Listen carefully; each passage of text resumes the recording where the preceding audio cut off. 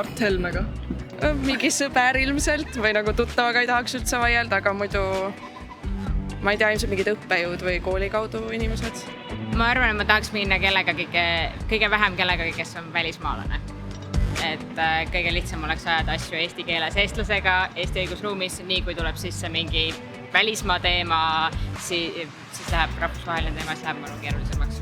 No ma arvan, nendega üldse ei ole mõtet vaielda, sest seal võidavad alati, kellel on rohkem nagu võimu ja juristi on palgatud kallimad. Loomulikult nendega, kellel on palju raha võimu, samamoodi ei ole energiat, ei ole majanduslikku võimalust vaielda, aga ka võib-olla tööandjaga, et nagu, see on mulle endale ohtlikum kui kellegagi, kes minu nagu otsest elu ja igapäeva nagu olu ja olukorda ei mõjuta. Võib-olla siis mingi kuri korteri omanik. Mingi asi, kus ma käisin näiteks reisil või mingi asi, mis mul läks valesti, kes on mingi kolmas osapool, keda ma üldse ei tunne, kellega ma üldse ei tahaks tegeleda.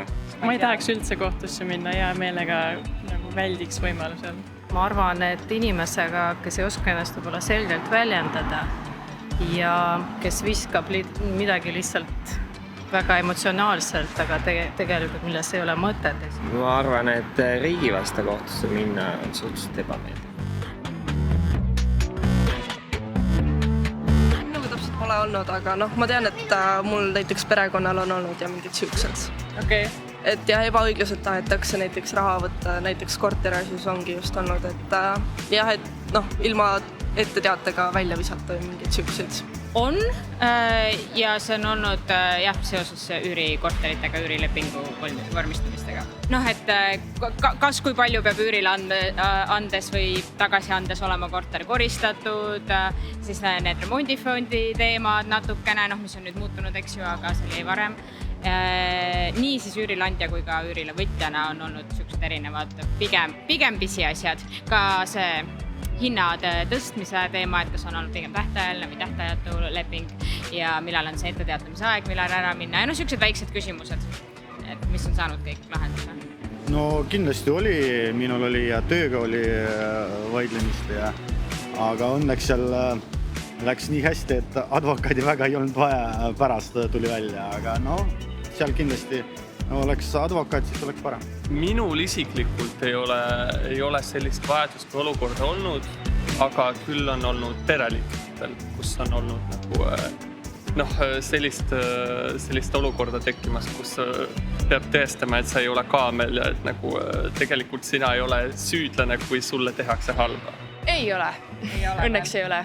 Muidugi, me oleme naised, naiste värgid igasuguseid Ameerikas on ja Euroopas mõnedes riikides on. Mul ei ole otseselt juristi nõu vaja olnud, aga mul on küll olnud sellised hetki, kus mul on vaja olnud nagu abi, inimeste abi, aga need on olnud seotud kaudselt riigiga, jah.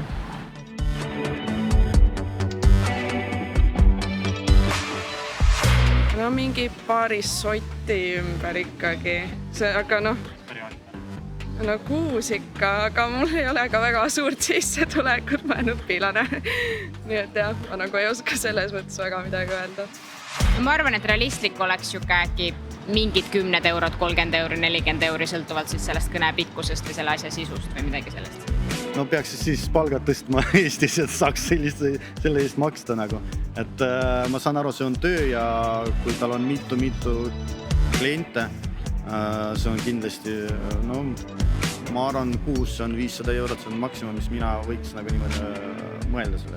Ma arvan, et see sõltub ilmselgelt sissetuleku suurusastmest, et kui inimesel on näiteks sissetulekuks Eesti keskmine palk, siis 500, mis loomulikult, kui sul on olukord, kus sul on abi vaja, oleks võib-olla mõistlik, aga igakuiselt hakata seda maksma, siis ma peaksin kohe bloki panema, et ma ei saa. Sellisel juhul oleks, see sõltub ka sellest, kui palju ma tunnen, et mul on selliseid olukordi, kus seda vaja on, et võib-olla ma ei tea 100 või selline, et mu elu ei jääks selle pärast seisma, et ma tarbin seda teenust. Oma praeguse elu juures ma ütleks, et mul ilmselt ei lähe seda teenust vaja, et see oleneb, kuidas mu tulevik siis välja näeks. Aga kui ma olen mingi kuulus ja mul tuleks mingeid probleeme kogu aeg, siis ilmselt võib-olla jah, mingi 10-20 000 kui ma oleks kuulus ja rikas. Ma tean, et need on kallid ja kui kogu aeg on, kui sa saad helistada nendele ja küsida ikka paar tuhat, oleks kuus kindlasti. No ma tahaks, et oleks natukene odavam, aga ei ole. Ütleme kuus ma üle mingi 300 € ikka ei maksaks. Ma nii ei oska tõesti öelda.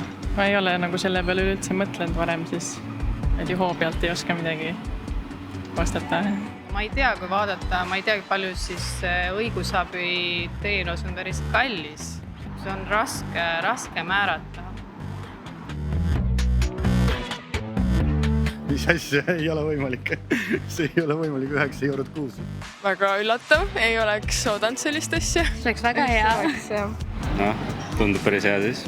No jah, see on muidugi väga odav. Okei, no see kõlab võib-olla isegi peaaegu nagu vajalik toode. See on jah, see on tõesti, see ei ole, 9 € ei ole mingit suur raha, et maksta, et sul on kogu aeg abi võimalus.